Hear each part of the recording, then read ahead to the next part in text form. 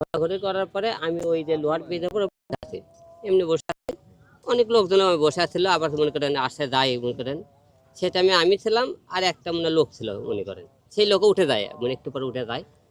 উঠে যাওয়ার পরে আমি ওখানে পড়ার পরে এই মনে করেন এদিক থেকে মনে করেন তিনটা হুন্ডা আসলো, দুইটা লাল কালার একটা সাদা কালার হুন্ডাটা। মানে ওই জায়গায় ব্রিজ যাওয়ার পরে না, ওরা মনে করে আমি যাওয়ার পরে খালি করতে মনে করে কলারটা ধরে, মানে সময় দেয়নি, কলারটা ধরে ডাইরেক্ট নিয়ে আসছে। নিয়ে আসার পরে আজ পিছন মধ্যে গর্তটা দেখালাম আমি।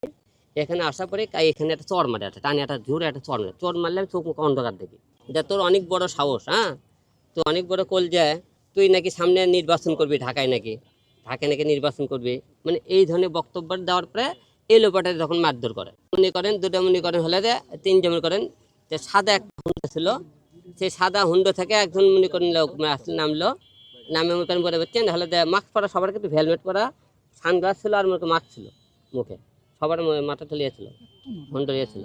তারপরে করছে ভাই, হ্যাঁ, খালি মনে আমাকে দুই তিনটা কথা করছে, ভাই এ আমার অনেক ক্ষতি করেছে, ঠিক আছে, মানে এই কটা শব্দের পরে তারপরে আমি এই লোকের মারার পরে আমি আর কিছু বলতে পারি না।